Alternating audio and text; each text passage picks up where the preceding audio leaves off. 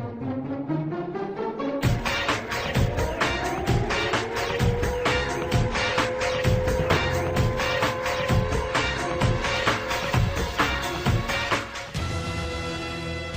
YouTube, and this is Industrial Illusions Representative. Today we are going to show my main deck Monday special, which is the Subterror archetype as of so far. We all know what has been released, especially me, so let's immediately get into it and explain what we are expecting in the future, because we will most definitely know the other cards after next week, or I believe it's the week after. But anyways, let's go into this. We all know that Subterror Nemesis Warrior is the best card in the deck.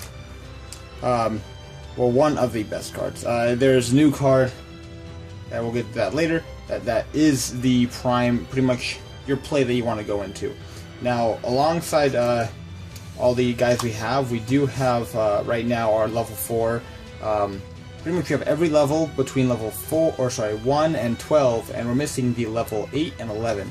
And depending on the flip effects of those monsters, because I can guarantee you both of them will be flip effect monsters, you know, we may or may not be running them alongside the trap, which I'm counting on it being a counter trap or a continuous trap that does something, you know, busted.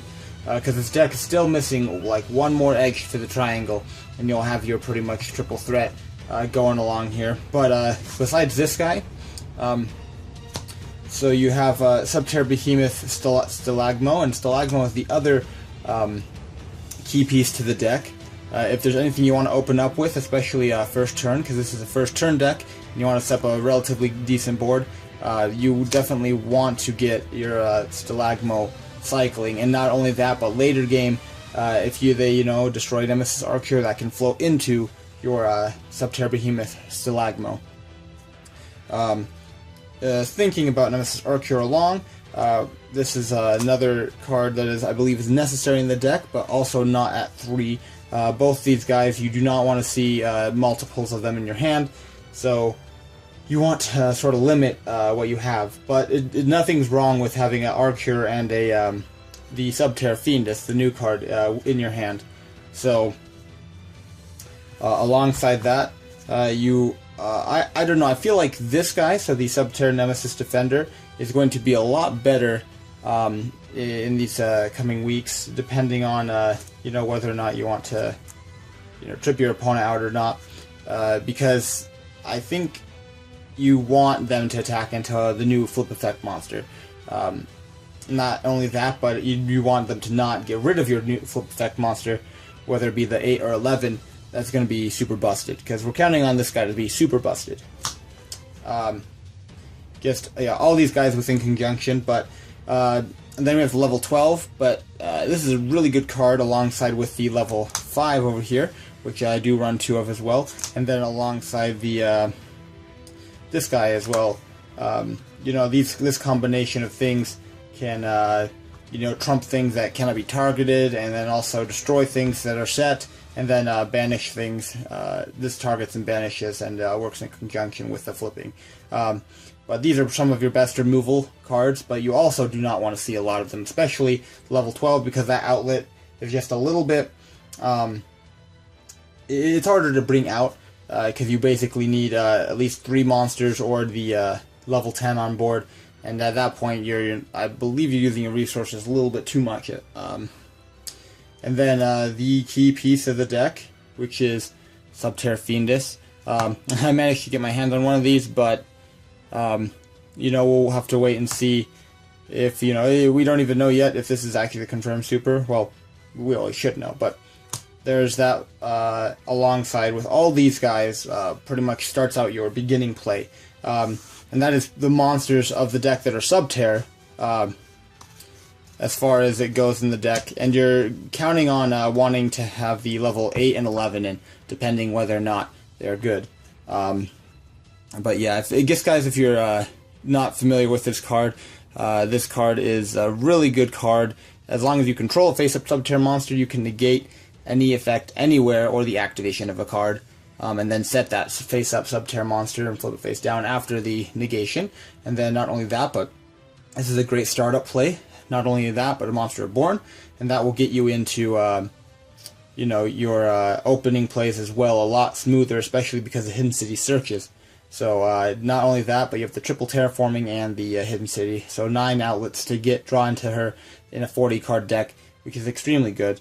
Not only that, but she and in combination with this card, right now I'm moving around with it. Kinkabio is a really good way to get back into the game, because pretty much it opens you up with those 3 monsters here. So you would Kinkabio, special summon her from the grave, have her set this monster so this doesn't get banished at the end phase, and then to special summon a face-up Subterror monster, and then now you have a negate and 3 monsters on board to do, you know, whatever you please with. Combined with the Hidden City, that could be a really devastating board. Just moving alongside that, we'll do that, and then Maxi, obviously the one of self-explanatory there, super staple. 1 for 1. So I guess going on to the spells, so are we either 1 for 1? You know, this is something you definitely want, especially in combination with the Hidden City, because you can 1 for 1 her, have the Hidden City add, or vice versa, sorry, have the Hidden City add Nemesis Warrior, and then you have her special, then you set her, and you bring out Subterror monster, and you use the Hidden City to flip that one up, brings out your Nemesis Warrior from grave. So it's not really it's pretty much a neutral when you're using the 1 for 1. Actually, I believe it's a +1, but yeah. And then the standard Hidden City, you have your Hidden City over here along with your standard triple terraforming. This is a card you definitely want to see, because this will all loop you in back to your Subterror Nemesis, or yeah, Subterror Fiendess. I apologize, the light is actually a little bit dark. This is in the morning, so another card that people feel like the significance of it in the deck isn't as powerful, but I believe it will be. Not only because you can add her back, but because it gets sort of game-changing in the way of you can make your opponent attack into a monster that has a big defense, and in that way causing your opponent to hurt themselves even more, and then you adding stuff back, as long as they can't get rid of that. So we'll have all that there.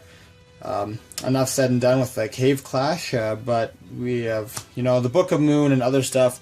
It's pretty much become obsolete because of her now. Same thing with Instant Fusion.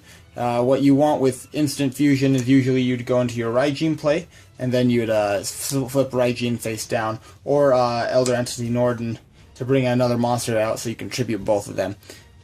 Those plays are now irrelevant in the way of she does that work for the deck, but still they're good opening plays. If you had, you know, Book of Moon is still all around good card, so you can use that to set, you know, monsters your opponent controls, and then you can also do your Instant Fusion, which is to get into your Invoked Raijin, not using your normal summon, so that's one of the better things. And then the trap lineup, it's a little experimental right now, because we have 3 Quaking. This card is, you know, it's good and bad in the deck in the way of, you know, most traps I feel like aren't really the best for the deck unless they're benefiting you in some way. You have stuff like Fiend Grieving and other stuff like that with BA or other stuff. As of right now, this is just a lifesaver in the way of preventing your opponent from attacking the monsters. And then the last couple traps you have is you got your Solemn Strike and your Subterror Behemoth Burrowing. Now, these are some obvious staples if you want to run certain things in the deck, but Burrowing, I believe, is going to be a lot better coming forward, combined with your, wherever he is. Yeah, he's somewhere. But, yeah, the water dude. I apologize. Yeah, Stygor Kraken. There you go, Stygor Kraken to pop this, letting you add her to hand, and then starting a cycle again. But enough said of that, that's pretty much what we have. The extra deck is some obvious things that you would get some scenarios. Emerald to cycle yourself back in, you know, Castel, Utopia package, Big Eye because you get those 2 level 7s on board sometimes, number 106 Giant Hand, and then your Invoked Raijin. So there's really a lot of room in the extra deck for you to work around with. And then there's a whole bunch of slew of other cards that we can talk about and experiment with, but not until the new stuff is released. So this is it for the Subterror deck. I've adored this deck ever since it came out, and I appreciate anybody who also has a same, I guess, niche for it.